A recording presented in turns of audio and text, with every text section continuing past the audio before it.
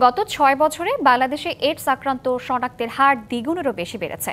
কিন্তু এই বৃদ্ধি কি পরীক্ষার সুযোগ বাড়ার কারণে নাকি ঝুঁকিপূর্ণ আচরণ বেড়ে যাওয়ার ফল?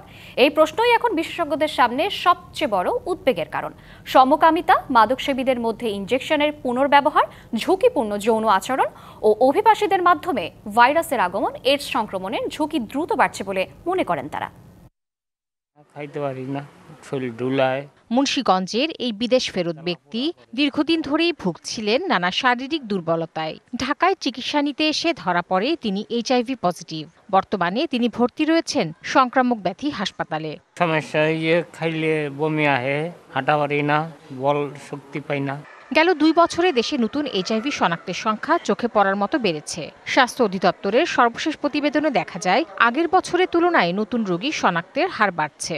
2020 সালে যেখানে শনাক্ত হয়েছিলেন 658 জন, 24-এ এসে সেই সংখ্যা বেড়ে দাঁড়ায় 1438-এ।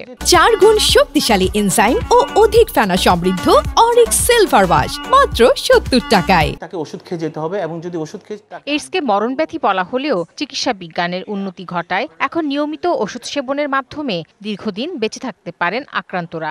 এখন একটা ইয়াং গ্রুপের মধ্যে যারা বিশেষ করে হোমোসেক্সুয়ালিটিতে আছে তাদের মধ্যে এই সংখ্যাটা একটু বেড়ে গেছে। এই বছর যতগুলো রোগী ভর্তি হচ্ছে তার প্রায় 40% রোগী হচ্ছে হোমোসেক্সুয়ালিটি। বর্তমানে যে ওষুধগুলো আছে সেই ওষুধগুলোতে যদি রেগুলার সে খেয়ে থাকে তাহলে তার ভাইরাস সংখ্যাটা এত নিচে চলে যায় যেটা আর আসলে ডিটেক্ট করা যায় না। আমাদের এখানে কিন্তু এরকম অনেক পেশেন্ট আছে যারা ফ্যামিলি কমপ্লিট করেছে এইচআইভি পজিটিভ হওয়ার পরেও, এবং তারা কিন্তু এইচআইভি নেগেটিভ বাচ্চা তারা জন্ম দিয়েছে।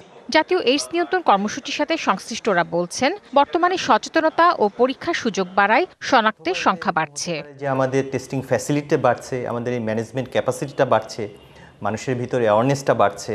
15টা সেন্টার আমাদের আছে সরকারিভাবে, আমাদের 38টা জেলায় এই সার্ভিসটা আছে এবং বাকি জেলাগুলোতে আমরা আমাদের মোবাইল ভ্যান আছে, সেই ভ্যানে টেস্ট করার ফ্যাসিলিটি আছে।